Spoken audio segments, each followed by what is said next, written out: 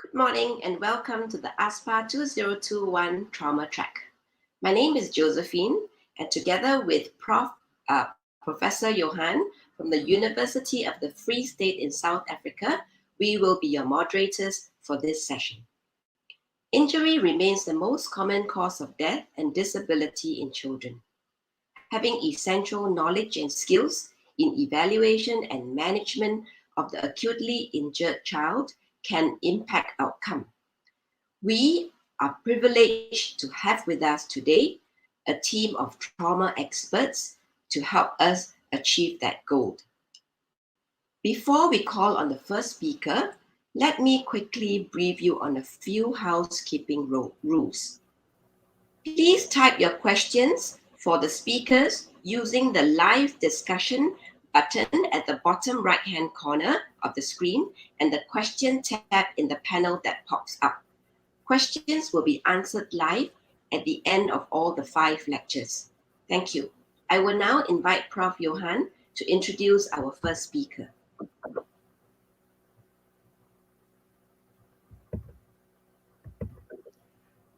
Good morning, everybody. Greetings from South Africa. It's a pleasure to introduce our first speaker, Dr. Chong Shu Ling. Dr. Shu Ling is a senior staff physician in emergency medicine at the KK Women's and Children's Hospital. She has a research interest in the areas of pediatric traumatic brain injury, childhood injuries, and the utility of clinical prediction tools in the pediatric emergency department. She has a master in public health, which she received at the Harvard Schott School of Public Health, and she currently collaborates with pediatricians, emergency department physicians, and pediatric intensivists in Singapore and other Asian countries in a number of ongoing projects. She is the principal investigator for several pediatric traumatic brain injury multi-center studies in Asia. Dr. Chong will talk this morning about traumatic brain injury outcomes in Asia. Welcome, Dr. Chong.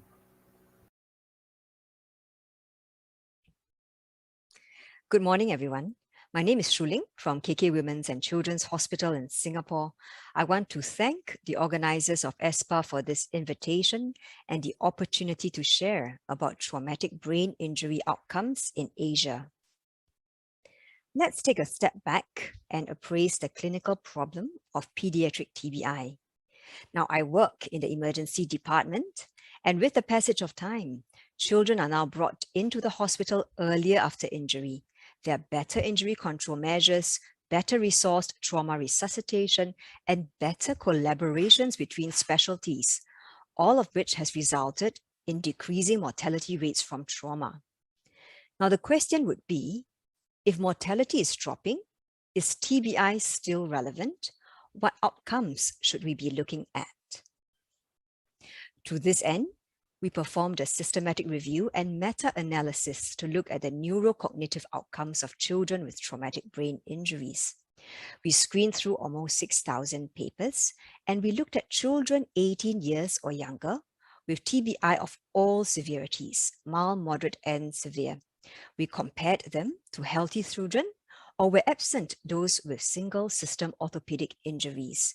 We looked at the neurocognitive outcomes of complex attention, executive function, language, learning and memory, perceptual motor function, and social cognition. We found that children with severe TBI had lasting deficits that affected all domains of neurocognition across all time points. On the other end of the spectrum, children with mild TBI had deficits for up to 24 months in the executive function. Challenging earlier reports that mild head injuries heal quickly within days, 2 weeks, and may have complete resolution by 3 months post-injury. We also found that younger children, less than 5 years old, who were injured, were associated with poorer executive function scores. Let's have a look at the big picture first. Now, this was a large systematic review and meta-analysis that estimated the global incidence of traumatic brain injuries. They found that an estimated 69 million individuals suffer from TBI every year, and that taking into account the regional populations, the greatest burden was actually in the Southeast Asian region and the West Pacific region. Now, healthcare systems in lower middle income countries encounter nearly 3 times as many TBIs as those in high income countries. Per capita, the highest annual incidence of all-cause TBI was observed in the North American region and also in Europe. But if you take into account the regional populations, the greatest burden of TBIs was in the Southeast Asian region and West Pacific regions. Now, the authors did provide a disclaimer that these estimates are limited by low-quality data from the lower middle-income countries and suggested the need for more robust and accurate injury reporting. Importantly, they highlighted that there is a growing disparity globally between regions with fewer resources and yet high disease burden compared to those with greater assets and resources and yet are seeing a lower disease burden. Now, this calls for greater attention and action. Why is TBI a problem specifically in Asia? Now, in this earlier analysis, they did report that on one hand, many countries in Asia are experiencing rapid rise in urbanization and motorization. On the other hand, many countries are also having developing infrastructure systems and surveillances that may not be fully mature. For example, they might be having developing health systems and therefore trauma resuscitation and trauma rehabilitation may still be developing. At the same time, the lack of robust reporting systems means that the size of the problem is not adequately presented to policymakers and to international bodies who possess the resources and capabilities to address some of these. Now, looking at the TBI epidemiology in Asia, and in this next section, I'm going to share a little bit more about the work that we have done in Asia and some of our findings, recognizing that this work is by no means representative of the whole of Asia, which is not just populous, but also heterogeneous in patient populations, clinician practices, and research infrastructure. Now, under the Pediatric Acute and Critical Care Medicine Asian Network, or the PACMEN, we first performed a descriptive study that looked at 10 PICUs, Pediatric Intensive Care Units in Asia. We then went on to look at specific risk factors for poor outcomes. Moving on now, we are collaborating with LARED. This is a pediatric intensive care network in Latin America to do a prospective observational study on the use of hyperosmolar agents in traumatic brain injury. So going a little bit deeper into the first EPI study that we did, now this was on 380 children with moderate to severe TBIs in 10 Asian PICUs. We obtained data on patient demographics, on injury circumstances, and PICU management. One of the important takeaway lessons we learned was that significant differences exist between centers, both between countries and within countries. And these differences included those of clinical management, including deviations from recommendations by the Brain Trauma Foundation, that outcomes were very different, and the manner of data collection was also different. Importantly, we found that using the Pediatric Cerebral Performance Category Scale, more than 30% of the survivors had poor functional outcomes of moderate disability, severe disability, and vegetative state or coma. We highlighted the need for further research in high-risk groups. We found that functional outcomes differed between sites of high income status versus those of non-high income status, and even after accounting for poor GCS, mechanisms of road traffic collision, child abuse, which tends to portend poor outcome, we found that socio-demographic index remained an independent predictor for poor functional outcomes. So these findings reiterate and emphasize the same things that others have published before, and that we need to remember that as we approach traumatic brain injury, there is a great discrepancy throughout Asia as well. So motivated by the size of the problem, we studied specific clinical high yield factors, or factors that we thought we could propose in terms of benchmarking and best practices. The first thing we looked at was presenting hemodynamic profiles, and we found that hypotension can and does occur in isolated traumatic brain injury. While everyone focuses on that Cushing's reflex and hypertension, we found that hypotension does exist and is common in young children with isolated traumatic brain injuries. And initial systolic hypotension was independently associated with mortality and moderate to severe neurological deficits at 6 months post-injury. So the secondary insult from hypoperfusion resulted in more detrimental outcomes to the already injured brain.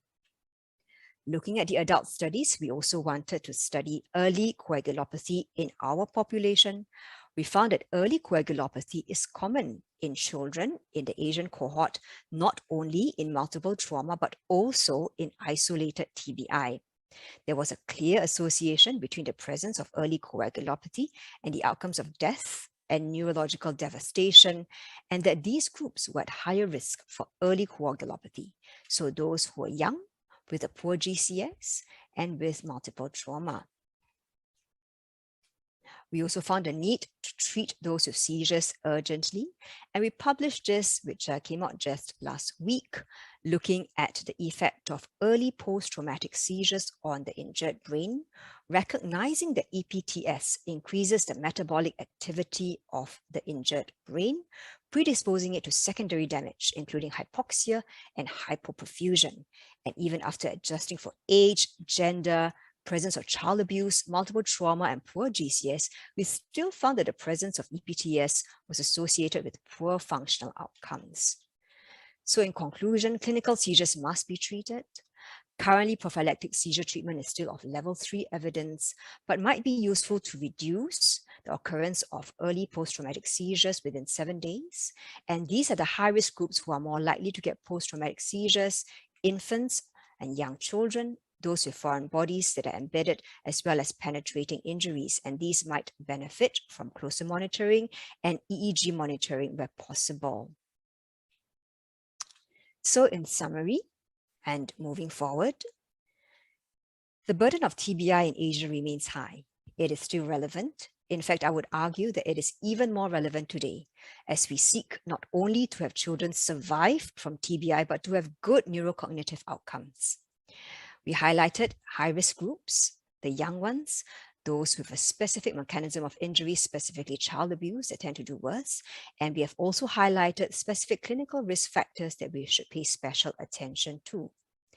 It has been proposed that we should obtain high-quality epidemiology data that could subsequently power economic analysis on the cost of TBI, as well as cost-effectiveness of TBI interventions.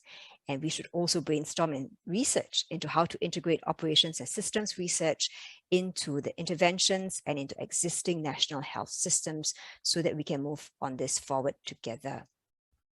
I want to thank my department, the Department of Emergency Medicine and KKH, members of the strategy team overseeing trauma resuscitation, trauma control, and outcomes, the injury prevention team, as well as the pediatric TBI research group in Asia under the auspices of the Pac-Man group.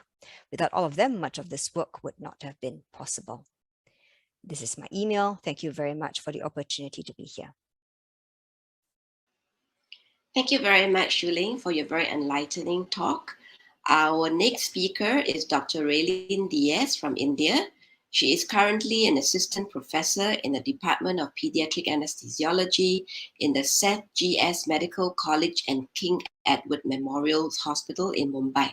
She has received many awards and has several publications in index journals. Her talk this morning is titled Special Considerations in Pediatric Burns Patient. Please welcome Dr. Diaz. Hello, everybody. I'm Dr. Raylene Diaz. I bring you warm greetings from St. G.S. Medical College and King Edward Memorial Hospital, Mumbai. This is the place where I practice pediatric anesthesia. And this is a tertiary care center which is run by the Municipal Corporation of Greater Mumbai. So approximately 4 lakh children are burnt annually in India, and most are below 4 years of age. Most of these are accidental burns. So our institute is a tertiary care center where pediatric and female burns get referred. Besides our center, there is another pediatric center just across the road from us, the Wadia Children's Hospital, and some of the pediatric burns go there as well. So this is my case, a 5-year-old child who has sustained a road traffic accident and 20% burns over the face, chest and upper abdomen. There is thoracic injury, traumatic brain injury. The patient is drowsy with a sinking GCS. Her blood pressure is 100/60, which is more than the 3rd percentile for her age. And there is tachycardia. So what I'm going to do over the next 20 minutes or so is I'll speak on the unique pathophysiology of burn injury in children. We'll see the mechanisms of traumatic burn injuries, and then I'll be speaking on the the emergency department care of such children. So we'll talk about the initial assessment, we'll estimate the extent of burns, we'll see how we manage the different types of burns, burn analgesia, and what are the criteria for transfer. So how is this burns different? It is more serious than the general burn population because a vulnerable age group is involved. The mechanism of injury here is multiple. So you will get to see all the possible burns here. There will be thermal burns because of, because of the explosion within the vehicle itself, the carburetors, radiators, gas tanks may leak. You'll see inhalational injuries because the child may be entrapped in a confined space. There will be flash burns due to ignition of volatile substances. You'll also get chemical burns here because of the dangerous petrochemicals that may splash onto the patient. And also the alkaline car battery will cause electrical burns. So the face and the hands are burned first and more severely. This is because of airbag injuries as well. There will be blast injury related trauma. So you will have blast lung, blast abdomen, head injury. In the circulatory system, you have hemorrhagic shock and burn shock. Peripheral access is difficult in children as it is. And here, because of the burns edema, later on, it becomes even more difficult. Burn size estimation is also challenging in children. So this is a very busy slide, but just to show you the systemic effects of thermal burns, and right from your skin, which is your dermal barrier, to your cardiovascular, pulmonary, renal, hepatic system, everything is involved.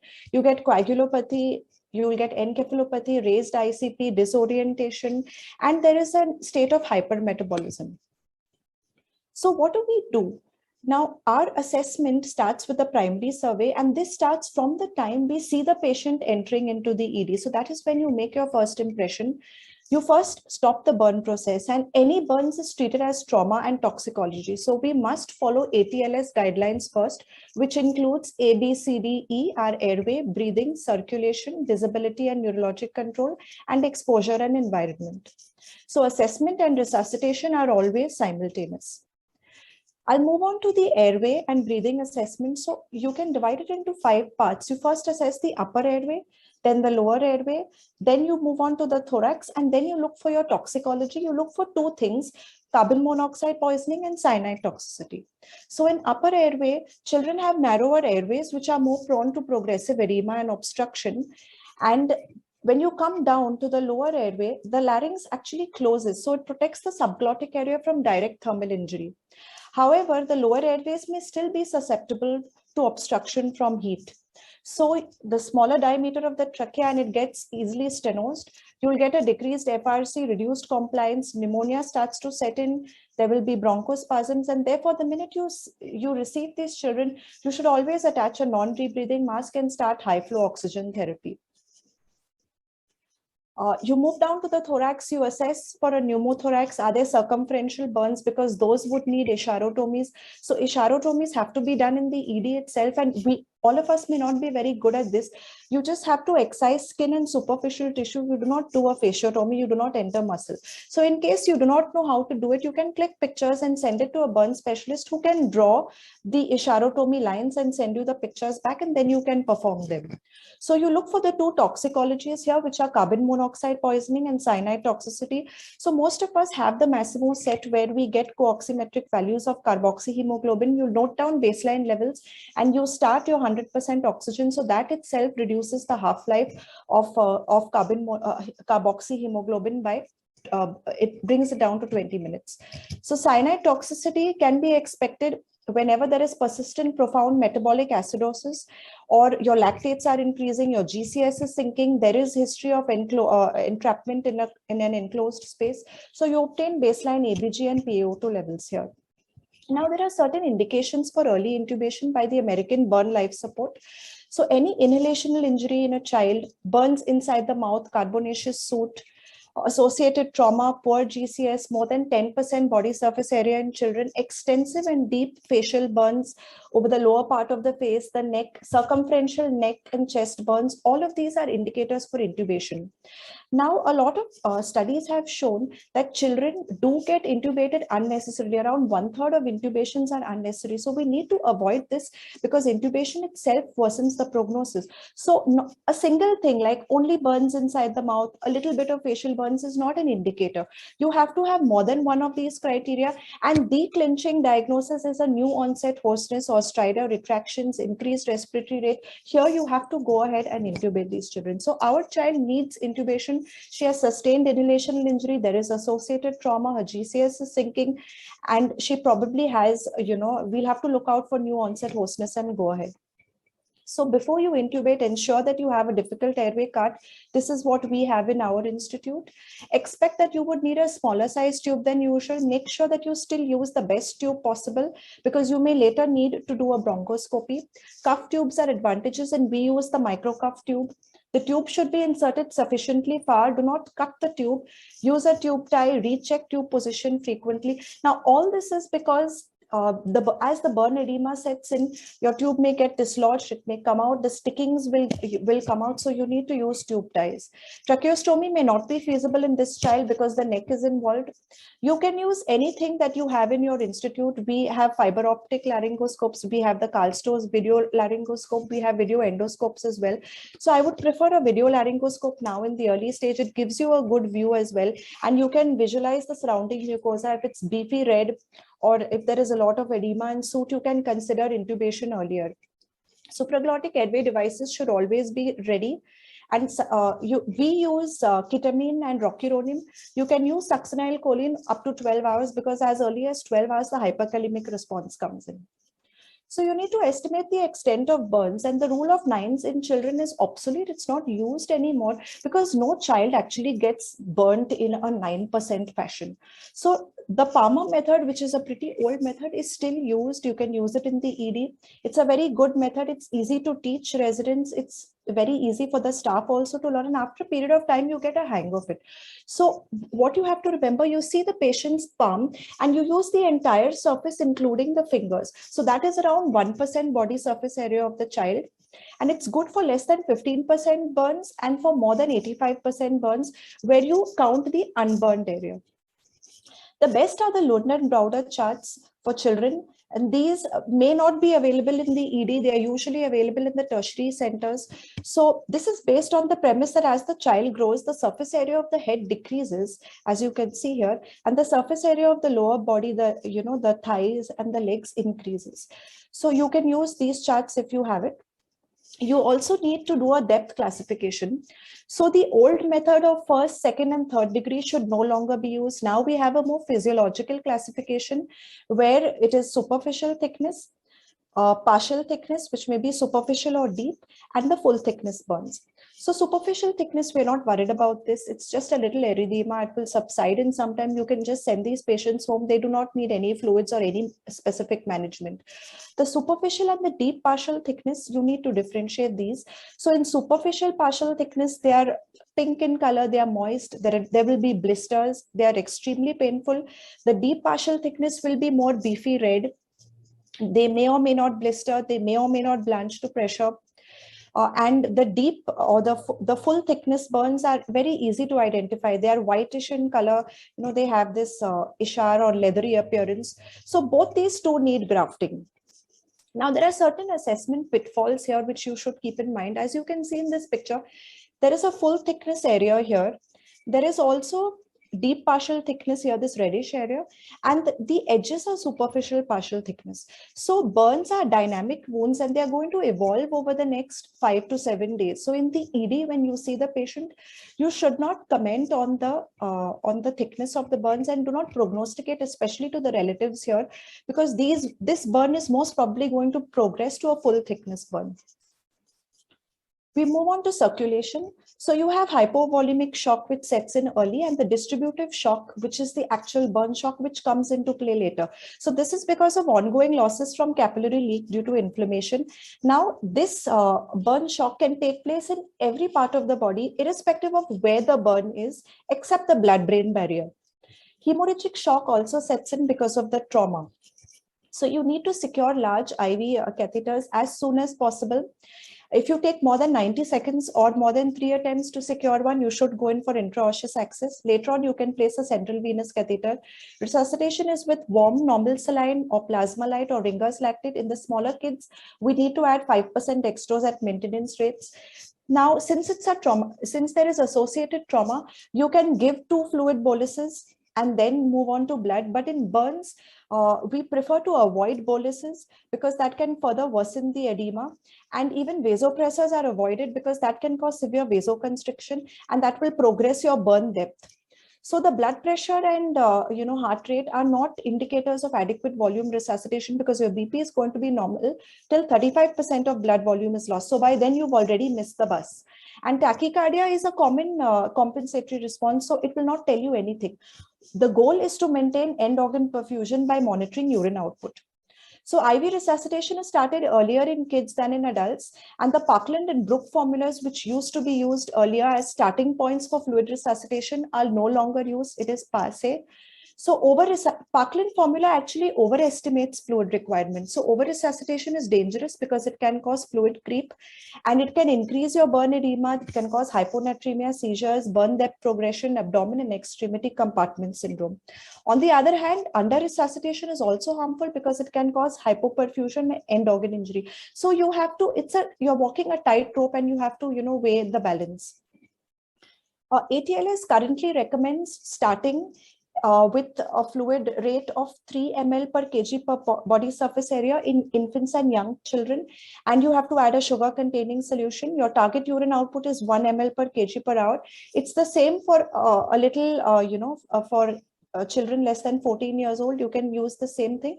But for older kids more than 14 years, here you go down on your fluids to 2 ml per kg per TBSA. And your target urine output is also lesser. In all electrical injuries, you have to give 4 ml per kg per TBSA until urine clears, or you keep a higher 1 to 1.5 ml per kg per hour target urine output. So what are your endpoints of resuscitation? You assess capillary refill time, temperature, your pulse, blood pressure. If the sensorium is improving, if lactates are going down, and if your urine output is good, you know that you've resuscitated them adequately. So now you can come down on your resuscitation rate. Disability is assessed in the ED by AVPU because it's a faster method than the pediatric GCS, but periodic reassessment of consciousness should be done, and always suspect spinal cord injury in all trauma cases unless proved otherwise. So cervical spine immobilization with a manual inline stabilization, and the airway is opened by jaw thrust with a provider standing at the foot end of the patient. The E, exposure and environment. So you rapidly assess with the patient covered in warm blankets. You identify injuries to the dorsal body. You can do a log roll of the patient here. Then we move on to the secondary survey. So you do a complete head-to-toe examination here. Here you can send your labs, you can send your x-rays, your CT scans, and you take a history of this sample. You may not get it in this child if there is nobody who has accompanied the child. So we'll just look in short at specific management in different types of burns. So this child has sustained chemical burns as well. So in chemical burns here, it could be due to the automobile battery fluid, which contains sulfuric acid, and this can cause coagulation necrosis. So acidic burns are actually better than basic burns because this coagulation necrosis actually limits penetration. But bases, on the other hand, cause more severe injury and they cause liquefaction necrosis. So there is no limit on penetration. Again, the length of exposure is longer in chemical burns than in thermal burns because the chemical comes and it stays onto the skin. Unlike in thermal burns, that when the patient is removed from the environment, there's no exposure anymore. Rapid inflation of airbags can release bases again, and these can cause very severe corneal abrasions. So how do you treat chemical burns? You wear your PPE, because you have to be protected from the dangerous petrochemicals. You have to irrigate with tap cold water for around 20 to 30 minutes. Now, ice cold water is not to be used because again, it causes severe vasoconstriction and it will decrease wound healing. So no water is to be used if there are airbag injuries. Here, you just cover the wound with mineral oil, which is easily available, because airbag injuries can release elemental sodium when exposed to water and can cause a very dangerous reaction. So electric burns, actually, in this case, they are low voltage burns, less than 600 volts due to the alkaline car battery. It is usually due to alternating current in this scenario. And initially, in alternating current, the current comes and there is a entry path, and then the patient goes into a state of sustained contraction followed by slow relaxation or slow release. So here you get extensive muscle damage, and what you actually see is just the entry wound over here, and you're just seeing the tip of the iceberg. You don't know what you're looking at. So initially there will be ventricular fibrillation or asystole also, but later on you can have any type of arrhythmias, including bundle branch blocks, AV blocks, QT prolongation, ST changes, and most commonly atrial fibrillation. Rhabdomyolysis is also common in alternating current injuries and can cause acute renal failure. So the treatment here, you maintain a higher urine output, 1 to 1.5 ml per kg per hour. If the urine is discolored or if there is a hemoglobin discoloration, you can start mannitol with soda bicarbonate, and you have to monitor serial ECGs. So the other management includes prevention of hypothermia, because burn patients are at increased risk of hypothermia since they have impaired thermoregulation. So you ensure that the room is warm, and you cover them with warm and dry blankets. You avoid wet dressings again. So there is no evidence to support the use of prophylactic antibiotics. And nowadays in our center, we do not give prophylactic antibiotics to everyone, because administering it may just increase the risk of resistant organisms, and it may increase the risk of fungal infections. Wound care is important. Tetanus prophylaxis should be given. We start feeds early. You can insert an NG tube or a nasojejunal tube. Analgesia is very important because, if you give good amount of analgesia and if you treat pain early and aggressively, it has shown to prevent psychological trauma, and it improves healing as well. So a multimodal analgesic approach is what we use. And, everything, even your dressings are very important for analgesia, because as cold air touches the surface of the burn wound, it's extremely painful. So the daily dressings are dead. We no longer use these in our institutes. Now what we use is Bactigra dressings. So it contains polysporin. They are non-occlusive. They need to be changed once every 72 hours. So it becomes very easy for the next provider also to assess the wound. And you need less amount of analgesics for the burn wound change, since you're doing it every 72 hours, unlike in the older dressings where we used to do the dressing changes every 12 hours. So please keep a very low threshold to start opioids. We use fentanyl. These wounds are extremely painful. We start with a dose of 1.5 microgram per kg, and you can add a second line drug. We use ketamine. We also use a lot of dexmedetomidine in our center, and you can give regional blocks depending on the site of burns. So what are the criteria for transfer? The American Burn Association states that all partial or full thickness burns in children more than 10% body surface area should be transferred to a tertiary care center which has facilities to treat pediatric patients with burns. So burns involving the face, the hands, the feet, the genitalia, perineum, major joints, full thickness burns, electrical, chemical, inhalational injury, all these need to be transferred. Burns with concomitant trauma, like in our child, she definitely needs to be transferred to a higher center. And all pediatric burns are also transferred. So while transferring, ensure that your ambulance is heated, you have warming pads and blankets, and all your IV fluids are warmed up, and also ensure that there is sufficient analgesia. So I would like to summarize now. Burns trauma is complex. Follow trauma guidelines, continuously reassess and resuscitate the patient, target specific endpoints, institute supportive care on time, and early referral after stabilization is of paramount importance to stabilize these patients for the further management, which they will require in a dedicated pediatric burn center. So this is it from me. I thank you for your attention, and thank you so much. Thank you very much, Dr. Diaz, for a very practical lecture. Our next speaker is Dr. Chun Ha Suwan Ko. I hope I pronounced that correctly, Dr. Rawat. He's an assistant professor in the Division of Trauma Surgery at the Bangkok Hospital. He's working in the Department of Surgery, of course, in the Faculty of Medicine of the Mahidol University, and his hospital where he works is the Siraja Hospital. He was a student at that hospital, did his surgical training at Kon Keen University, then did a microsurgery fellowship in Australia and a hand and reconstructive microsurgery fellowship at Milan in Italy. Currently, he's Chief of Instructions in the Division of Trauma Surgery in his department.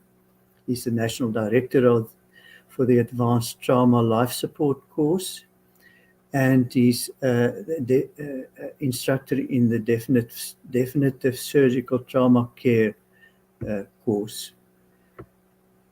Dr. Rawat will this morning talk about the management of complex pediatric polytrauma. Hello, I'm Dr. Lewat, trauma surgeon from Thailand. It's really honored to be in this conference. I'm very honored. Today I'll show you how to manage complex pediatric polytrauma.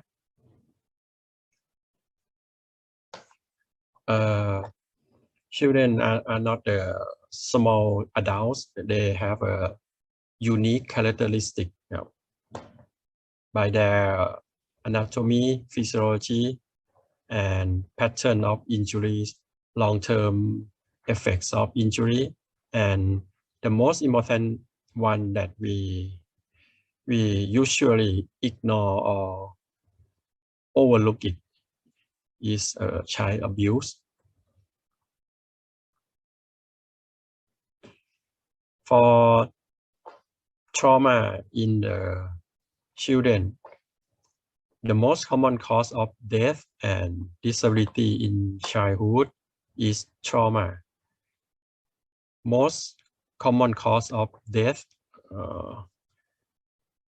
for children is a motor vehicle, traffic accident, and most of the trauma in the children is falls and traffic accident, almost 90%. For every trauma patient, we have a systematic approach. We use a primary survey, resuscitation, secondary survey, and definite care.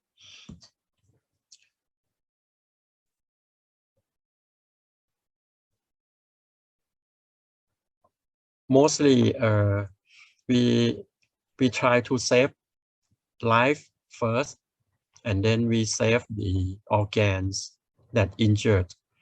Then we save the function of the injured structure or organs. After that, we try to make a definite diagnosis and then a definite care.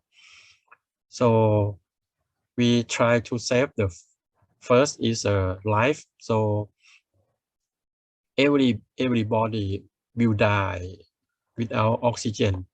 So approach to trauma patient, we try to deliver the oxygen to every cells of the patient.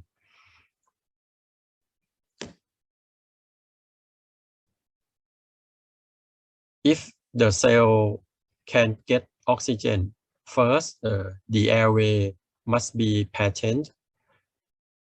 Airway is the most important, the first priority. At the same time, we have to protect their spine, especially cervical spine, to prevent morbidity or mortality from ourselves to do spine fracture becomes a spinal cord injury. So at first we try to manage the airway while we protecting the cervical spine. We check the airway first. We try to do to find out obstruction of the airways, and if we can fix it or we sure that the airway is patent, we give the oxygen. After that, we looking for conditions that make the patients cannot breathe or ventilate the lungs. Mostly is tension pneumothorax, open pneumothorax, and severe failure chest that will make patient cannot breathe or cannot ventilate, and then will die. If we fix the breathing problem, we set to circulation. If they can ventilate to get the oxygen into circulation, the next step, the circulation will be good enough to carry the oxygen to every cell of the body.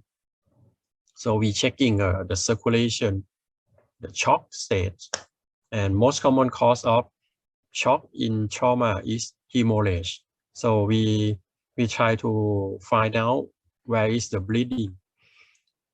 The bleeding, the external bead is the most obvious one, and we attack it first, and then we search for the internal bleeding in the chest, in the abdomen, pelvic cavity, and long bone fracture. If we can fix the airway, breathing, circulation, the next one that will kill the patient is brain injury, the head injury. So we check the disability, the Glasgow Coma Scale, the size of the pupils, and the light reaction. We try to find out whether they have a brain trauma or brain injury or not. After that, we do the exposure. We undress the patient. We check from head to toes at the back, at the perineum, axilla, or silent area, and then we do the environmental control, the keep warm. We try to keep warm the patient, because if patient has a lethal triad, acidosis, coagulopathy, and hypothermia, the mortality rate is very high. So we try to prevent the hypothermia and fix the acidosis and coagulopathy later. So every patient in trauma, especially children, we will give them oxygen as soon as we sure that the airway is patent. We will give the oxygen immediately. For the exposure, we have to undress the patient. We check the back by lock roll position. I'll show you later. And we check the missed area like a scalp, axilla, perineum, hands and foot. And then we do the perectal examination. For the environmental control, we stress on keep warm to prevent hypothermia. And we have adjuncts to primary survey and resuscitation. Monitorings, we monitor the vital signs, EKG, pulse oximetry, intake and output, and Glasgow Coma Scale. For the investigation in primary survey, we do just 2 film, portable chest X-ray and portable pelvis, and another investigation, we do the ultrasound, the fast, for looking for the internal bleeding. And we put on the 2 catheters, Foley catheters, to decompress the bladder and to record the urine output. And if there is no contraindication, we insert the nasogastric tube to decompress the stomach And after that, after we finish primary survey and resuscitation, we'll do the re-evaluation. We check the A, B, C, D, E again to make sure that patient's condition is stable. And then we move on to the secondary survey and definite diagnosis. And then we fix the injury. This is a procedure to protect the spine. It's not completely protected, but is okay in the first period, in the first time when you see a trauma patient. We do the manual inline, and when we finish the airway assessment, we put on the cervical collar. For children, there's a special considerations like size and shape of the patient, of the children, the skeletal system, the body surface area, vital size is different from the adult, the psychological status, long-term effect when they grow up, and the equipment is that different from the equipment that we use in adult patient. For the airway, we have to be sure that the children airway is patent, and then we give the oxygen. Most common cause of cardiac arrest in children is hypoxia, so we try to do everything to prevent hypoxia from the children. Because of the big head, the children will have a easier position to get the upper airway obstruction from their tongue and their mouth. So we'll do a sniff position for the children, and we not recommend rotating 180 degrees for oral airway insertion. Cuff tube is rarely needed in children under age of 12, and the size of the endotracheal tube is about the patient's little finger, and nasotracheal intubation should not perform in children under age of 12. Surgical airway or surgical cricothyroidotomy can be safely performed in children older than 12 years old. This is a sniff position. We put on the sheet about 1 inch thick on the body, and let the face mildly hyperextended. So the plane of the face is parallel to the spinal board, and the airway is more easier to manage. For the breathing, infant respiratory rate is very high, but older children is about 20 times per minute. Tidal volume is about 7 to 10, and we try to prevent the acidosis as much as we can.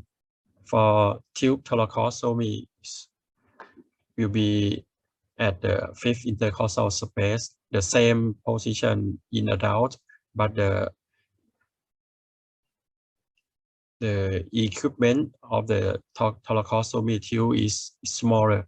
Usually we have a Boslow tape to measure the length of the children, and we have a number of equipment or dosage of the medication. We use it at the ER.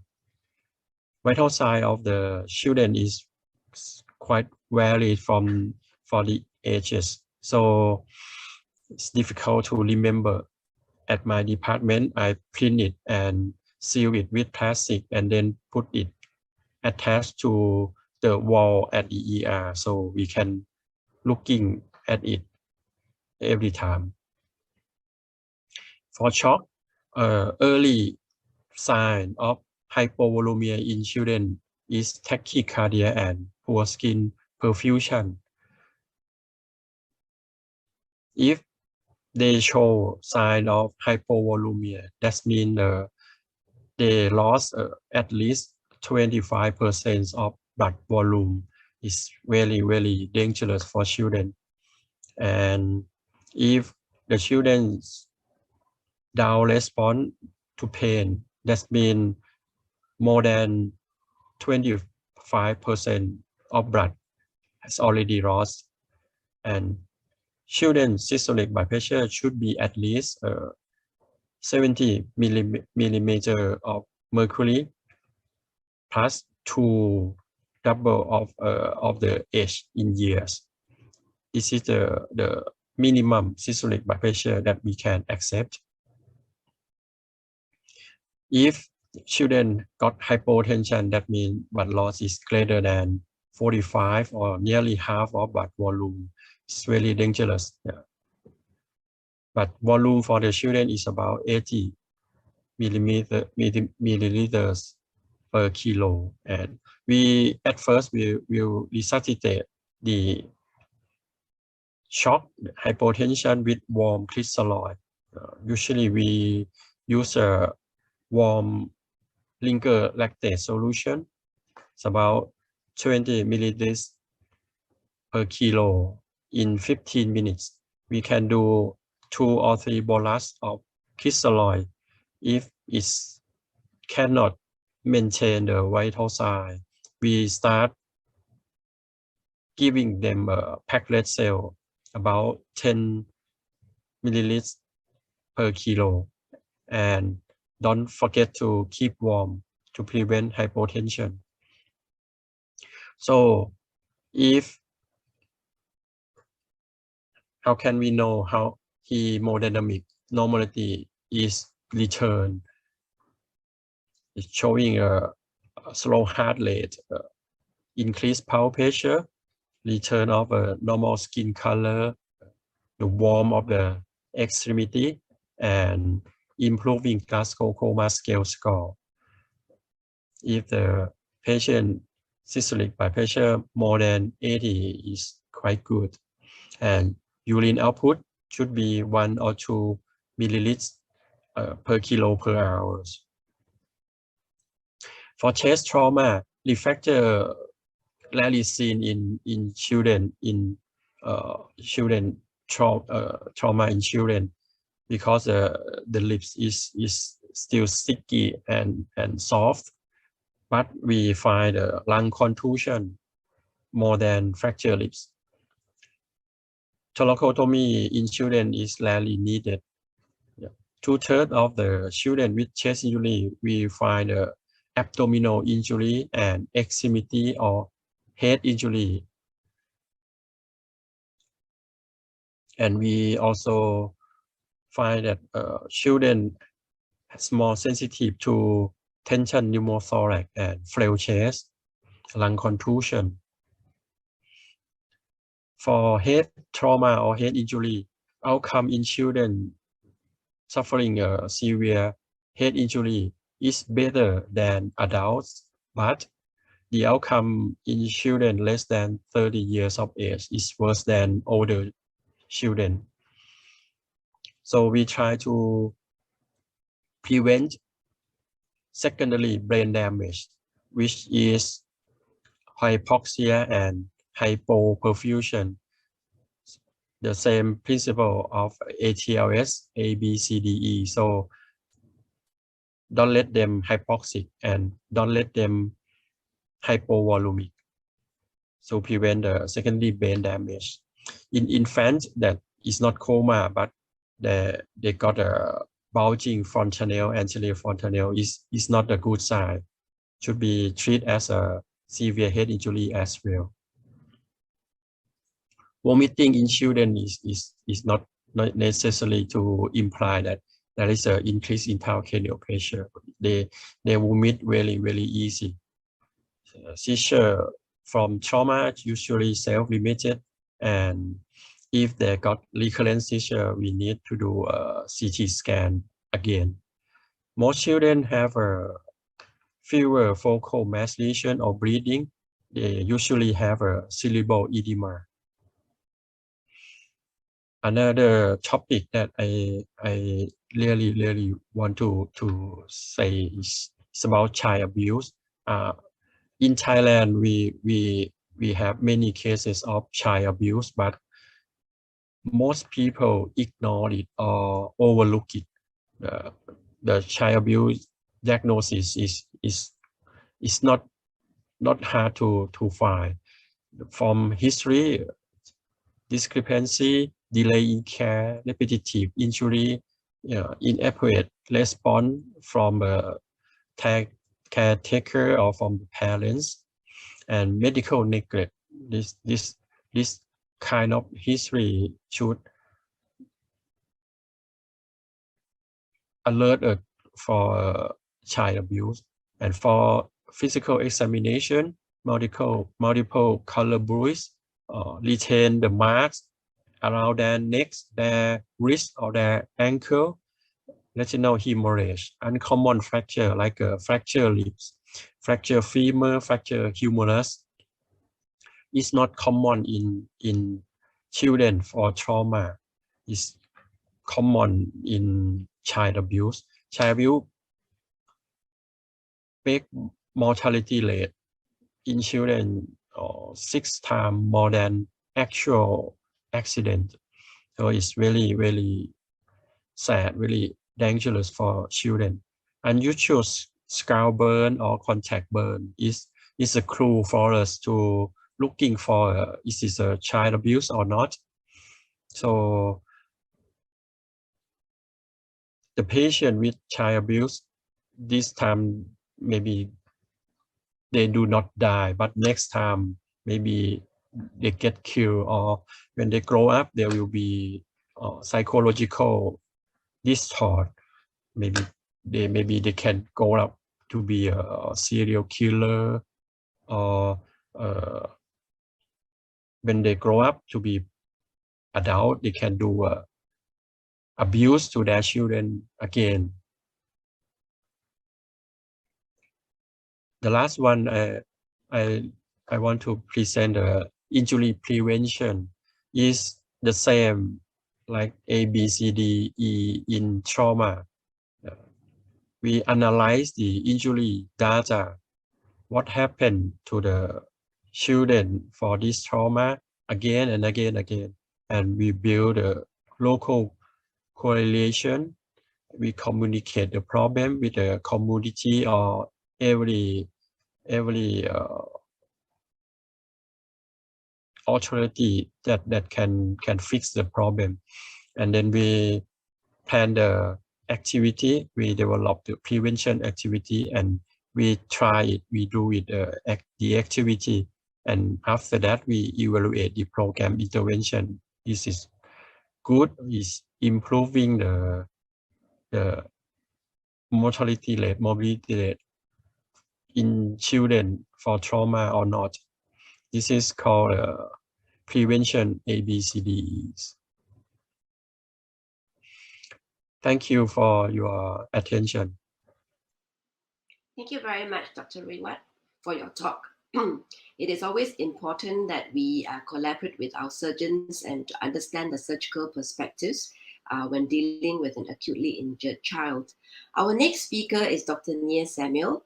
Dr. Nia Samuel is an emergency medicine physician at the Schneider Children's Medical Center, Israel's premier comprehensive pediatric hospital. He graduated from the Hebrew University School of Medicine in Jerusalem and its affiliated honors program in Mount Sinai Hospital, New York. Dr. Samuel also has a PhD in systems neuroscience at the Weizmann Institute of Science, where he studied memory formation and its modification by anesthesia. Dr. Samuel's primary research interests are in pediatric trauma effects of anesthesia on memory formation, and the formation of acute pain and anxiety associated with medical procedures. He will be talking on damage control resuscitation, children versus adult. Please welcome Dr. Samuel. Okay, so hello, my name is Nir Samuel. I'm an emergency physician from Schneider Children's Hospital in Israel. And I've been asked to talk to you about damage control resuscitation, children versus adults. First, I'd like to thank the organizers for having me here. It looks like a very interesting session, and I'm glad to be here. So first, disclosures, I have none. And you'll see the references for the data I'm presenting at the bottom of the slides in very small fonts, but it will also be a slide in the end with the suggested reading and the references for those of you interested to read further. And before we talk about damage control resuscitation, or DCR for short, we have to mention the lethal triad of coagulopathy, hypothermia, and acidosis. Now, in children, trauma is the most common cause of death in pediatrics in the West, at least in the Western world. And first we have to ask, is the lethal triad a problem in children? Do they have early onset hypothermia, coagulation, and acidosis? And the answer is yes.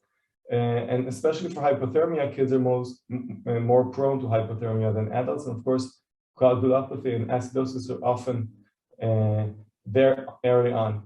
So if we said that pediatric trauma is the most common cause of death in the Western world in children, the most common cause of trauma death is traumatic brain injury, but the most common cause of a preventable death is hemorrhage. And this is what we're going to discuss, because the DCR is, in fact, a structured approach to combat hemorrhagic death in kids. So the beginning, it was born on the battlefield, like the catch-22 phrase goes. It was first described in 2007 by Holcomb and published in the Journal of Trauma. And it was a structured sum of the observations of himself and his colleagues in Iraq and Afghanistan that had a large number of injured patients, mostly with penetrating trauma, presenting with the lethal triad. And they tried out interventions to combat this, and later structured this into the approach we now know and he coined as DCR. So it started in the battlefield and was then adopted to civilian life. And now we're adopting this to kids. And I'm going to discuss the data around this and what we know, and also, frankly, what we don't know about DCR in children. So to start with, we're talking about different patient populations, right? We have the young adults with penetrating trauma in a combat zone. We have adults in civilian life, urban or rural, mostly with blunt trauma. And we're going to also, of course, discuss kids, which is the topic of this talk. So not only are we talking about different patient populations, we're also talking about different environments. We have the pre-hospital environment, which may be an austere war zone environment, or the roadside crash in an urban scenery. And we also have different in-hospital environments. We have the emergency department, we have the ICU, we have the operating room, and we have the catheter suite, and all with its interventions and all with its adapted tools, but with a general paradigm, a general approach, which we now call the DCR. So to sum this up, the DCR addresses the lethal triad, okay? It's a structured intervention, and it progresses through the stages of treatment from the ED through the OR to the ICU, but I will add a pre-hospital phase. This is also something we have to consider. So what are the basic tools? Regarding hypothermia, we want to warm the patient. In the pre-hospital phase, it will usually be passive warming, but in hospital, we have active warming tools, of course, as you all know. We have fluids, whether it's crystals, which we are going to discuss, or blood products. We have adjuvants, the main one being tranexamic acid, which you may know as TXA or hexacaprone. There is the strategy of permissive hypotension. We're going to discuss this and see if it has a place in pediatrics, and if so, what is that place? And of course, we want to get definitive control of hemorrhage, whether in the scene, preferably, or in the operating room or catheter suite. So to sum the recommendation in adults, and it's important to say in adults, there is already a good body of evidence supporting these recommendations. We want to avoid hypothermia. We want to minimize blood loss and get hemostasis. We want to minimize the use of crystalloids and move early on as soon as possible to blood products. We want to have a massive transfusion protocol in place when needed. And we may also use functional coagulation studies to guide therapy, iteratively. So are kids small adults, or do they differ? And if so, in what ways? And there is a gap, okay? Not surprisingly, as I'm sure some of you have experienced, having good data in acute care is difficult, and having good data in pediatric acute care is very difficult. And like a lot of things in pediatrics, a lot of what we do and what we know is extrapolated from adults. And this, of course, has its limitations. So there's a data gap. And in the next few slides, I'm gonna talk about what we know and how we know it and what we don't know. And we'll try to be clear about this. But there is also a room for optimism. This is one of my favorite studies. It's a study published in 2017 by Brown and colleagues, showing the resilience of kids, okay? It shows us that kids with an injury severity score of 25 have similar mortality to adults with an injury severity score of 15. So this tells us or suggests that if we do our job right, kids have a chance. And I think the DCR in kids is important and may offer us an avenue to increase their chances. So a prologue. What do we know for sure? What is there no equipoise about? Three main things. We don't like hypothermia. We want to reverse it. We need IV access as soon as possible. And of course, as I'm sure many of you have experienced in kids, it's easier said than done. And we want to stop the bleed in any way possible. So fluids. A number of questions here. This may be our main interventional tool in DCR. So first, crystalloids. Should we use them? Are they as good or as bad than in adults? Or do we go for blood products? And if so, which blood products? What are the ratios? Should we use whole blood? What volumes should we use? So first, let's talk about crystalloids. So in adults, there is very good evidence that using crystalloids in high volumes increases mortality and increases other adverse outcomes. And if you read the ATLS, it will recommend judicious use of crystalloids and move early on to blood products. However, if you read the same text, the ATLS in the pediatrics chapters, you will still see the ancient figures of 20 cc's per kilo boluses and up to 60 cc's per kilos. Now, this, especially when we're talking about crystalloids, comes to about 75% of the circulating volume of a child. So think about the hemodilution we're producing here. And so we have already data in kids that's showing that increased use of crystalloids, even when normalized for injury severity and other parameters of the injury, increases length of stay, increases days on the ventilator, and increases mortality. So we want to use crystalloids as much as needed, but as little as possible, and to move to blood products as soon as possible. So coming to blood products, should we use component therapy or should we use whole blood, and what are the ratios? So there is no clear data whether whole blood is better than component therapy, but there is emerging evidence, recent emerging evidence in adults as well as in children, that there may be some benefit to a whole blood, which is in a sense the ultimate balanced transfusion in respect to component therapy. And what are the volumes? The volumes suggested are increments of 10 cc's per kilos up to 40 cc's per kilos, and of course, frequent reassessments to see future needs. And in parallel, hopefully, we're going to get control of the hemorrhage. So, what about transfusion protocols? How do we define massive transfusion in a child? Is there any benefit for a protocol? and what should be the ratios of plasma to platelets to red cells.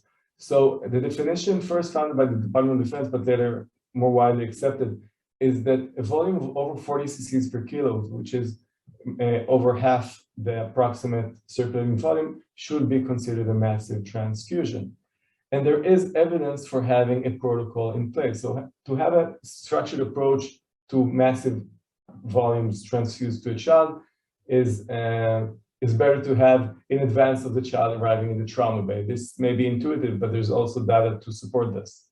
But what should be the content of this protocol? So here the jury is out, okay? So there's no clear one specific protocol that's superior to others.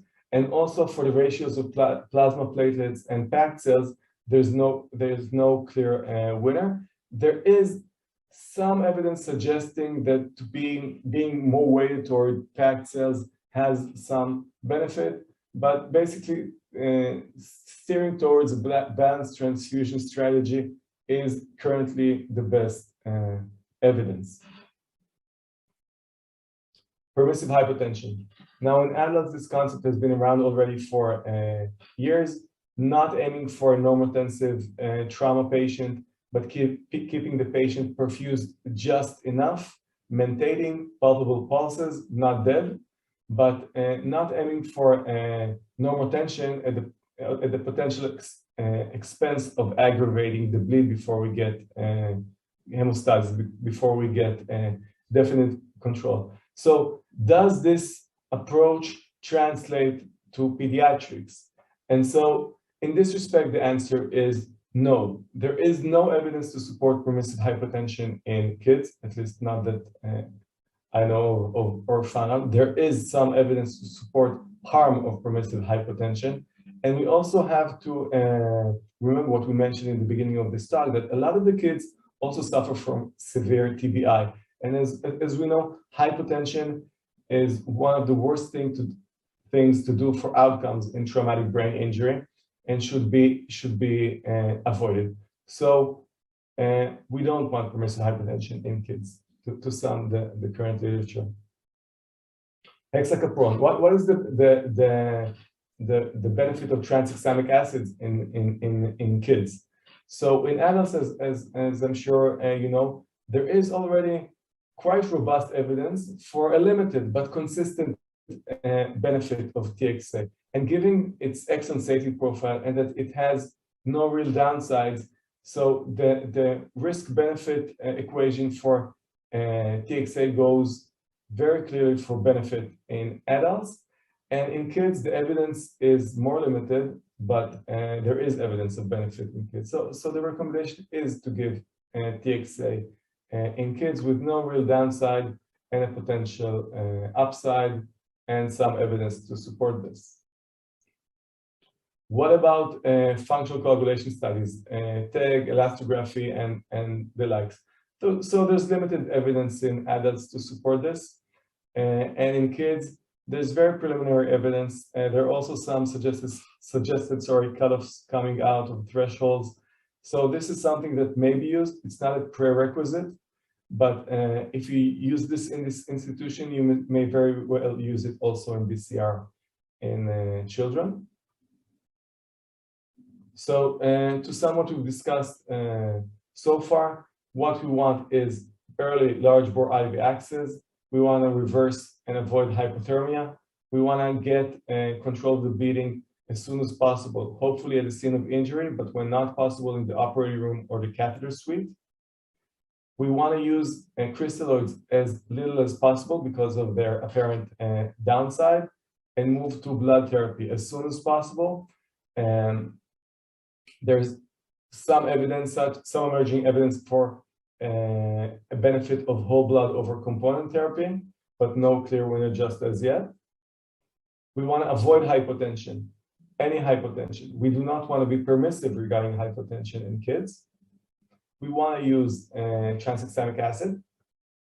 We may use viscoelastic testing and other forms of functional coagulation studies.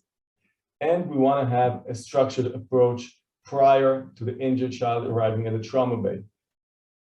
What this approach is we have leeway, there's no clear data, but it's clear that having the approach in place and ready has benefit. So as clinicians and researchers, we have to treat these kids, and we also have to mind the data gap and hopefully fill it, with the main outgoing question are regarding the nature of protocols and the ratios of blood component therapy. Thank you again. And if you have any questions, I'll be happy to answer. And the slide will be later available online with the references for those of you interested in reading further. Thank you.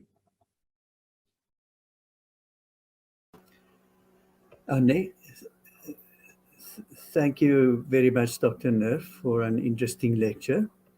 Our next speaker is Dr. Stephen Hancock from the United Kingdom.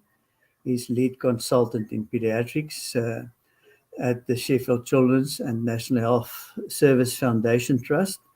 I think also at the Embrace Yorkshire and Humber Infant and Children's Transport Service. After training in Leeds and Liverpool and Sydney, he was appointed as pediatric intensivist at Sheffield Children's Hospital in 2002. Between 2006 and 2009, he developed a regional transport service for Yorkshire and the Humber, resulting in the creation of Embrace, the first joint national and pediatric transport service in the United Kingdom. He currently represents the Air Medical Physicians Association on the board of the Commission for Accreditation of Medical Transport Systems.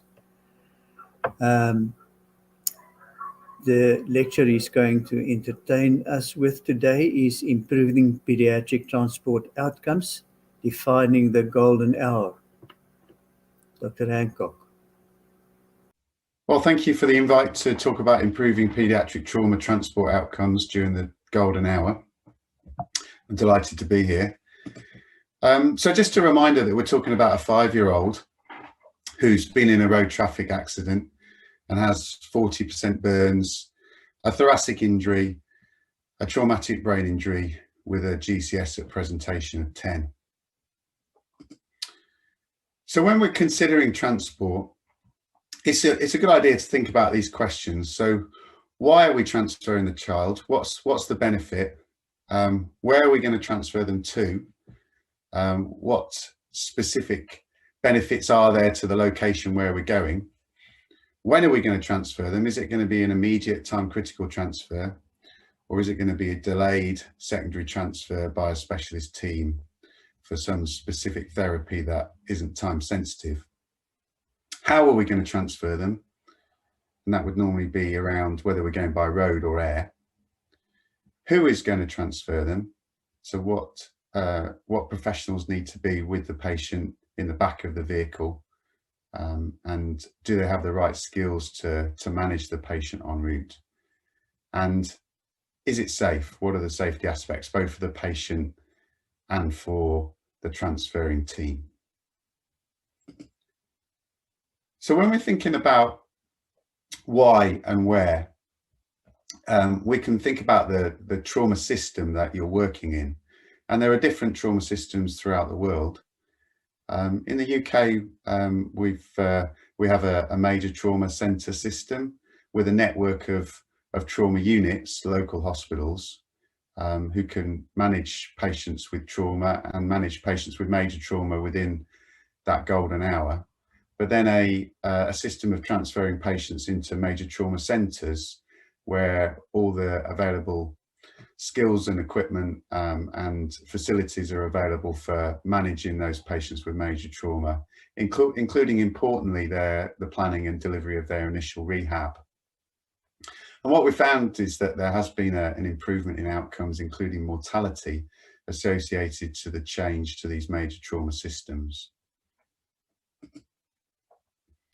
So if we think about how the patient gets to the major trauma centre, first of all, we should be considering whether it's appropriate to bypass directly to the MTC. So this would be the primary responders, sometimes with additional resources from the ambulance service in terms of medical staff, taking the patient directly from the scene of the accident to the major trauma centre. And in the UK, we have a 60-minute bypass time, which means that if the patient's journey by whichever mode is utilised is less than 60 minutes, and the patient meets the criteria for major trauma, using a trauma triage tool, looking at mechanism of injury, vital signs, etc., and special requirements. And importantly, they don't have catastrophic hemorrhage or an unstable airway, then they will be taken to the major trauma centre directly. However, some patients, particularly those ones who do have catastrophic hemorrhage or airway that can't be stabilised at the scene or on the journey, will be taken to their local hospital. In paediatric trauma, it's actually a bit more common for bypass protocols to fail and for patients to be taken to the local hospital, because first responders will often have limited experience and exposure to paediatric major trauma and will feel more out of their comfort zone and are more likely to get the wheels rolling and get into the local hospital to get assistance. It's also the case that there's about 40% of patients with major trauma will present directly to the local hospital, either brought in by bystanders or their parents, or clinical hospital, the local trauma unit, to the major trauma centre. Ideally, if a patient is brought in by first responders in an ambulance, there may be some sort of stop, sort and go procedure where major hemorrhage is managed initially, the airway is managed, and procedures are carried out for immediate life-threatening problems. And then the same ambulance or vehicle is used to transfer the patient to the MTC, often with additional staff added to the team, such as an anaesthetist. And this is a process that is a very time-efficient way of getting patients to the MTC as quickly as possible. It could be that the system is designed so that a specialist transport team goes out to the trauma unit to retrieve the patient, but consideration needs to be given to the requirement for a two-way journey and the additional time that's required. In some regions, they've had success with some sort of mixed approach where a clinician from a specialist transport team goes out to the trauma unit to join the local ambulance service, or perhaps even meets a rendezvous point somewhere along the journey to provide additional support. So now we go on to the how, and a consideration of this useful algorithm that is used in transport: accept, assessment, control, communication, evaluation, preparation and packaging, and transportation. So if we think about assessment, this is actually, as medical professionals, what we do every time we see a patient, and it becomes a second nature. But in the chaotic, time-sensitive situation of a trauma call, it's often worth just thinking it in a bit more detail. So what is the problem? What is being done about it? What effect is that having? And what do we need to do now? So if we think about our individual patient, our 5-year-old, we can consider some of the aspects of that patient's care at this assessment stage. So they have a 40% burn. It's probably going to be a low threshold for intubating and ventilating for a 40% burn, but particularly if the burn is associated with airway or breathing. And doing that early, often with the most experienced team available, and with techniques including video laryngoscope, is sensible and should be prioritized. Then we got to think about analgesia. Obviously, burns are very painful, and analgesia is important both for the intubated and ventilated patient, but also for the spontaneously ventilating patient, where transfer can be particularly painful with burns, and assessment of the patient will be made easier if they're well analgesed. Another way of helping with analgesia is appropriately dressing the burn. Exposure to the outside elements and to the ambient environment will be painful, but also there's the consideration of both infection, but also trauma associated with the packaging and the restraints that are required to be on a trolley in a moving vehicle. And then finally, we need to consider the fluids. Resuscitation fluids will normally follow the Parkland formula for burns, and within a transport setting, it would normally be the first 8 hours of that formula calculation that we'd be using. And we need to consider the other aspects of the patient's care in relation to fluid management, but Parkland's formula is a good place to start. Next, we can think about their traumatic brain injury. Obviously here the priority is maintaining an adequate cerebral perfusion pressure during the journey. We generally wouldn't have ICP monitoring, so that will need to be estimated. And then an adequate mean arterial blood pressure generated to ensure that that important perfusion pressure is maintained. This will require management of hypovolemia, also consideration of heart contractility and the use of appropriate vasopressors to maintain the blood pressure. Then of course, ventilation is going to be essential. We want to ensure that the PaCO2 stays within normal limits to prevent a rise in ICP, and that needs consideration in terms of whether we're going to intubate and ventilate the patient, which I think is highly likely with the patient that we're describing. And the use of capnography and a blood gas analysis before departure is going to be important. And then finally, I think with the traumatic brain injury, we should consider the timing of CT. Increasingly, we're realizing that CTs are probably best done at the definitive care centre, at the major trauma centre, because of the delay associated with imaging in the trauma unit, and also the possibility of suboptimal imaging at that stage of the patient's management. Finally, we move on to the chest injury. And primarily here, we're going to consider the need for chest drainage for air or blood or both, and the need to manage that. And from a transport perspective, we need to consider the collection device. Underwater drainage systems are not well suited to transport, and need to consider the availability of dry drainage systems and the use of devices such as Heimlich valves. And then in significant trauma to the chest, we may have issues such as flail segments, and again, intubation and ventilation would normally be the mainstay of the immediate management of that problem. So now we move on to control, which is really about leadership. Identifying a team leader is obviously a mainstay of trauma management, but we also need to consider the transfer of that leadership to the transport team, and that transfer of leadership is a vital point of the patient's care pathway.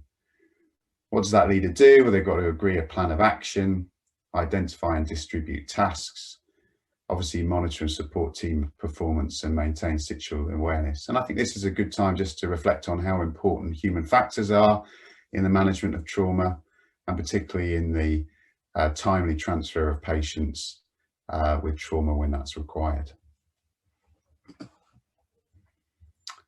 Along with leadership comes with establishing good forms of communication. And we're familiar with the concepts of addressing people directly using names, closed loop communication, the use of respectful assertiveness. But I think importantly with trauma, just reinforcing the benefit of a structure for communication, such as ATMIST, which is an excellent way of both referring a patient with trauma in a time efficient way and for ongoing comms. It'll be around this point that we'll be evaluating the mode of transfer, confirming that transfer is appropriate for this child, defining the urgency of that transfer, and triaging around how soon, what mode, and by whom. And it's good to have for trauma within a system, to have a clear idea about what form of transport would be used for transfer from the hospital that you're working into the major trauma centre, so that decisions aren't being made at the time that the patient presents. So normally around mode of transfer, it will be around the nature of the illness, the urgency of the transfer, the mobilisation time of the asset, but importantly, geographical factors, weather, traffic conditions, and cost. And making it, you know, where there's a grey area, it's almost always best to go by road, which is a more reliable asset and less prone to issues associated particularly with the weather and the time of day. Also, for air transport, we should be considering a number of important factors: the risk of hypoxia associated with altitude, the expansion of trapped air, which is obviously a really important issue with trauma, and then the time restrictions, weather vulnerability, and landing site complications that we've already described. In air transport, we often think of this as a FAF factor, the additional time it takes because of the complexity of air transport when compared to road transfer. So now we go on to think about who, and of course, who's going to be front of the queue for going on a transport. Well, pretty much everyone else in the hospital is going to assume that that's the anaesthetist or the intensivist. And of course they are, I think, best suited to leading a team transferring a patient with these type of injuries. But there are also important considerations for the care of other patients in the hospital and other people within the institution that have transferable skills, particularly emergency department clinicians and specialist transport clinicians. As well as considering who the team leader is going to be, important consideration is who's going to form part of that team, and is it going to be a 2 or 3 person team? The use of obviously people from the professions of nursing, operating department practitioners, and paramedics are all ideally suited to being part of that team transferring the patient. And there will be certain circumstances where additional members are required, such as a surgeon. If we now move on to preparation and packaging, we can think of this in the classic A, B, C, D, E, with the modifications for major trauma. Thinking about massive hemorrhage, the use of appropriate pressure dressings, tourniquets, and considering the time of application, the tightness of the tourniquet, and making sure that you've got visual access to the limb that is being managed during the transfer. A decision about whether a pelvic binder is required, and that will normally be around mechanism of injury combined with cardiovascular stability, and the administration of a bolus of tranexamic acid and consideration of an infusion depending on the length of the transfer.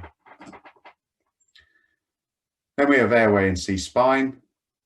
I would recommend the use of a cuffed endotracheal tube for patients with trauma. Of course, we're going to use capnography, and that should be continuous en route. In most circumstances, it would be wise to get a chest x-ray to confirm placement of the ET tube in the mid-trachea and ensure that we don't have the high-risk complications of unplanned extubation or right endobronchial intubation. For patients who are unintubated, having RSI drugs drawn up and prepared is a sensible precaution, and we should always check our basic equipment, particularly around suction. For C-spine control, blocks and tapes, potentially with the addition of a vacuum mattress, are the gold standard, and there's a general move away from hard collars, which have particular complications in paediatric trauma and minimal advantages. Breathing, particularly for this patient, it's about making decisions about chest drainage, We clearly want to deflate the stomach and then use an appropriate transport ventilator, paying particular attention to things like circuit size of filters, dead space, and choosing an appropriate mode with an appropriate level of PEEP. Again, continuous capnography is essential, and we mustn't forget the basics of a self-inflating bag and adequate gas supply. Then consideration of circulation. This will normally be peripheral IV and or intraosseous access. We want 2 good points of access. The placement of central lines in the management of major trauma patients who need transfer is usually not required and will create delay associated with the procedure. I would recommend peripheral and IO access. And then consideration of the need to support the circulation en route, and this is all about blood and potentially blood products if they're available for the transfer, and making sure that they're appropriately packaged with the right documentation and that you're able to give them en route as required. Disability is about being able to monitor the GCS, considering muscle relaxation, and then the important monitoring, particularly of pupil size and reaction en route every 15 to 20 minutes. And it would be sensible to have an osmotic diuretic drawn up and available for management of critical raised intracranial pressure for this patient en route, as well as the simple procedure of checking the glucose before departure, and on long journeys, potentially a second check to make sure that the patient's care isn't further compromised by hypoglycemia. Exposure is primarily around temperature management. This patient is not going to be well served by hyperthermia, particularly in relation to their traumatic brain injury, but also there's the important consideration of hypothermia and its adverse impact on blood clotting. So managing that is going to be important, and the environment associated with both the weather and the mode of transport needs consideration. We should have appropriate visual access to the patient, particularly in relation to chest drain collection devices and limbs and vascular access points. And we need to be able to do appropriate interventions en route. Next, give consideration to the pre-departure checks. This is a vital part of the process, and considering how important it is not to forget an important intervention or have to intervene on a patient and not have the appropriate piece of equipment. Just going through a simple checklist before departure and making sure that you have a pre-prepared patient transfer bag with the appropriate equipment for different ages of children is absolutely vital. As is some sort of process for documentation en route, including the recording of observations, and the care of the patient at the destination will be informed not just by your verbal handover, but by your handover of written documentation for ongoing care.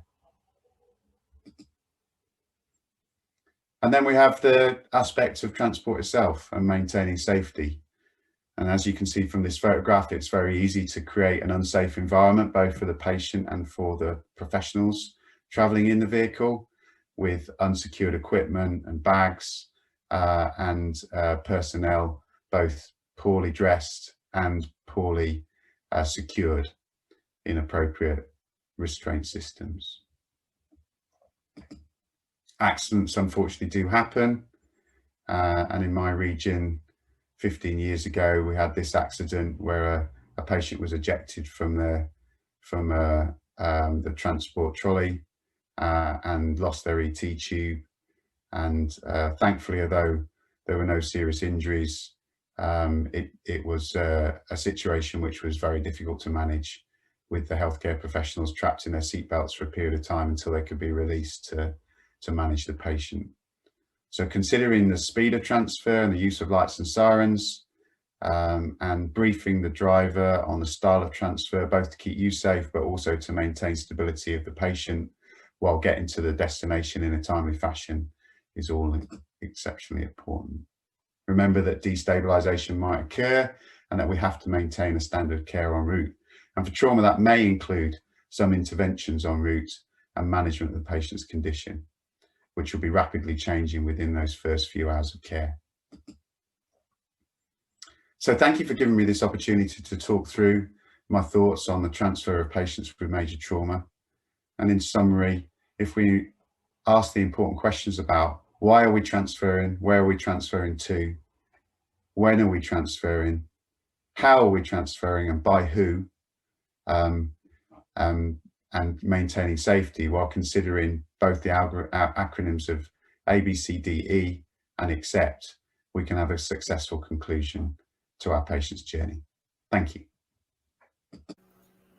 Thank you, everybody. We have about 15 minutes for questions, and we received a few questions, and the first 3 questions have more or less been answered already, but I'm going to ask Dr. Samuel to comment.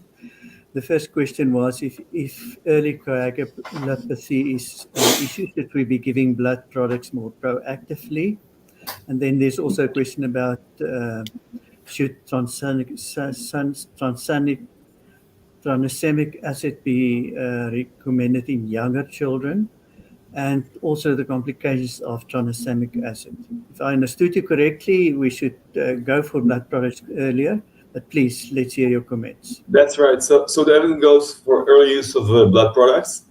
And regarding TXA or tranexamic acid, so there is there's an excellent safety profile. There's no really documented serious adverse events in any serious rate with the TXA. So it's safe in adults and in kids.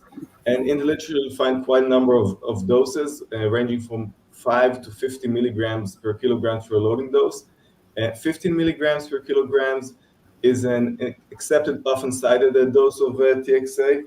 So bottom line, yes, being proactive with blood products early, and TXA has documented benefits in adults and kids, and is safe to use. There has been a few questions around burns. So Dr. Diaz, will you attend to this? The first one is there any choice of crystalloids, and what about colloids or albumin? Yes. So the current guidelines state that you can consider replacing plasma proteins for colloids. The best colloid is albumin.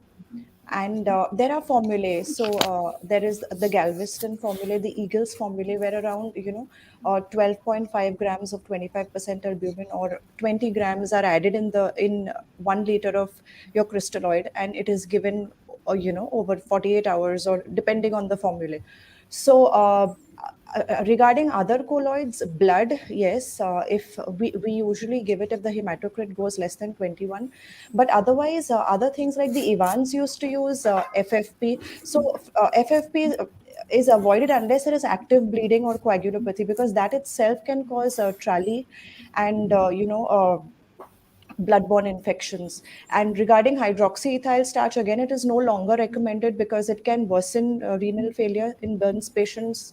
Pruritus is associated with it. Also, it can impair hemostasis. So the only colloid that has any recommendation right now in children with burns is albumin, and that also just in the first 24 to 48 hours. Otherwise, regarding crystalloids, the best is Ringer's lactate. You can also use Plasmalite depending on what you have in your center. Okay, follow up on this. In burst resuscitation in theatre, do you keep track of volume of fluid given in the form of medication and subtract from your volume, for instance, bicarbonate or mannitol? Yes, ideally, yes. And everything is documented, how much is given, and everything is calculated. But however, I would also like to state that intraoperatively, the game changes because now we have more of goal-directed hemodynamic monitoring, and the monitoring also changes intraoperatively. So we have most of our non-invasive cardiac output monitors here. So we have a pulse pressure variation on the Massimo route. We also use our transthoracic probes. We just put it subcostally. We see the IVC diameter, the collapsibility index. So we use those more often intraoperatively, more goal directed. But yes, on paper, everything is documented. How much was gone, the antibiotics, the other products, everything else that you give has to be subtracted from the volume that you would totally need to give. So it seems that the ultrasound plays a more and more important role in the way we treat our patients. Absolutely. A last question about burns. For repeat burns dressing, is it beneficial to do it in theatre under general anesthesia or sedation in a burns ward?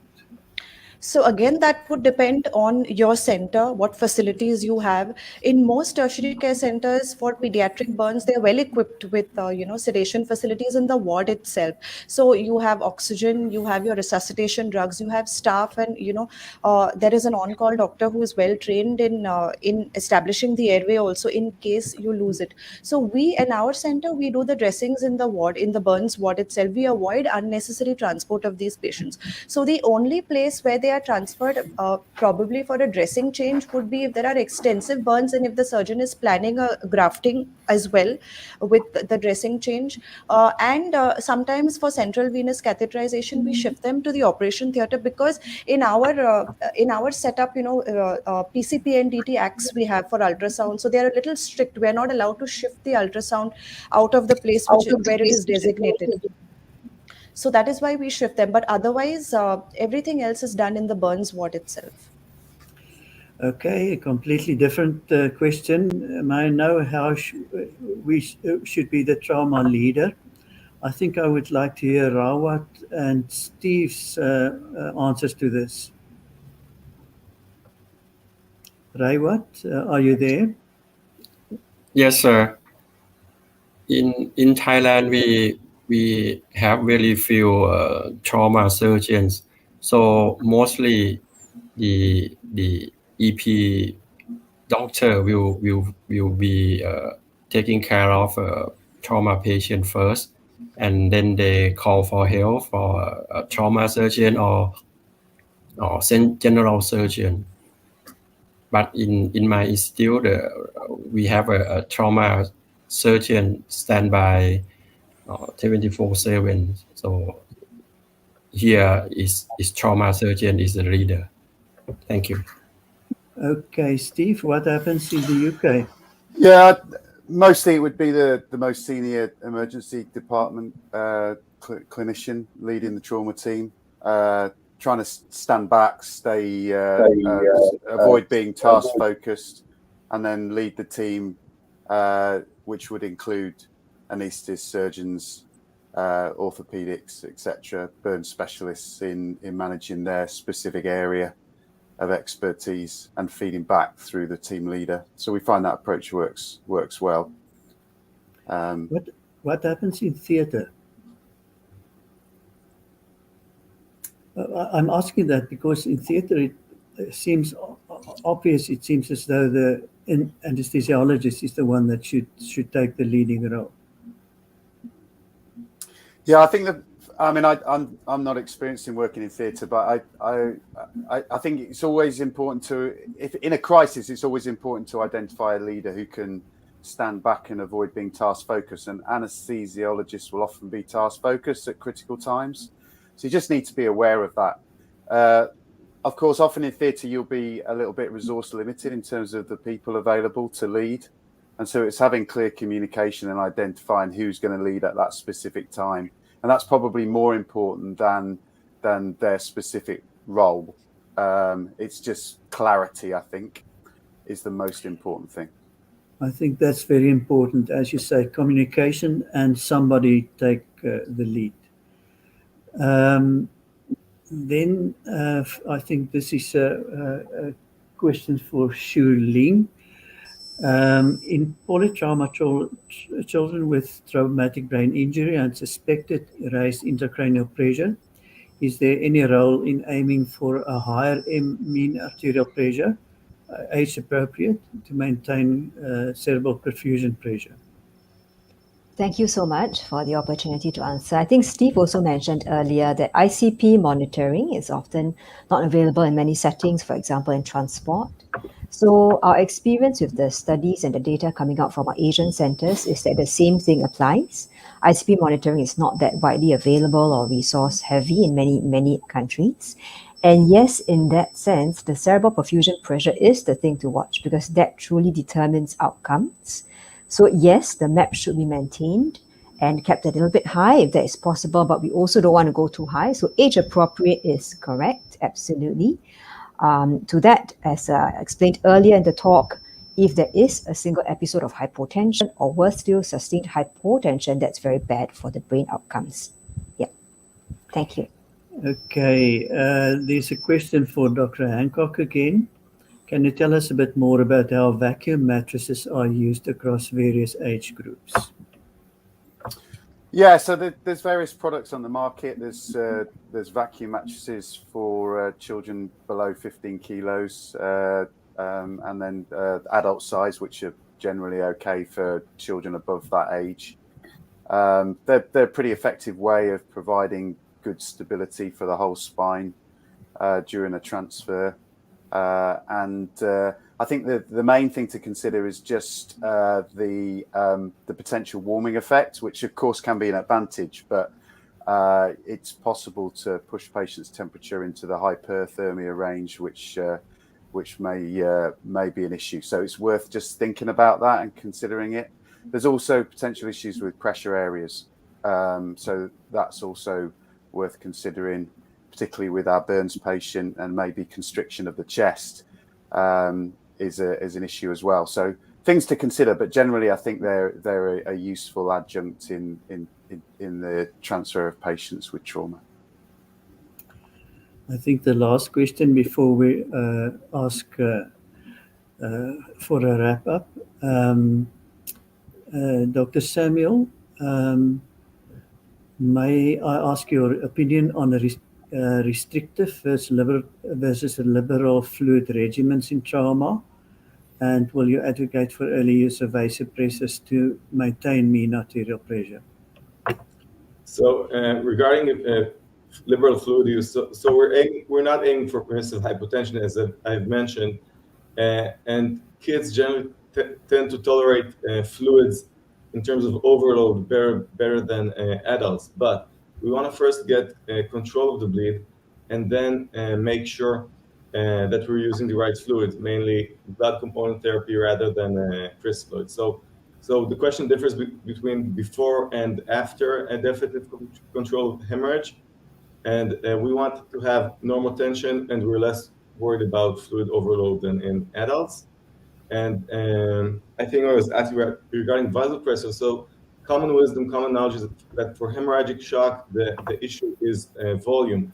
But once we have adequate volume resuscitation, again with blood components, we may consider vasopressors as an adjuvant, especially in the case of TBI, to maintain, as Dr. Ling mentioned, adequate CPP. But adequate volume resuscitation first.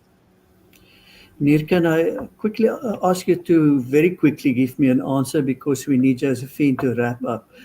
But you are interested in cognition and memory in children. How does trauma affect that? Do you have any research results on that?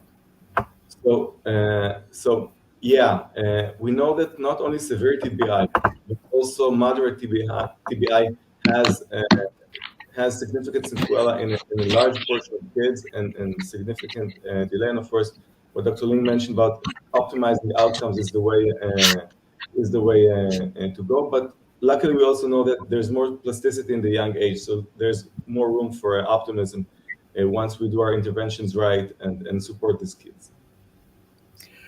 Thank you very much, everybody, for excellent lectures. And Josephine will conclude the session now. Okay, hello everybody. So we have come to the end of the trauma track. I hope everybody has enjoyed the session as much as I have. I would like to thank all the speakers for the excellent contributions and all the participants for tuning in. Do join us for either one of the lunchtimes satellite symposiums after this, sponsored by 3M and Medtronics. Thank you, everybody, and goodbye. Thank you. Thanks a lot. Thank Goodbye. you.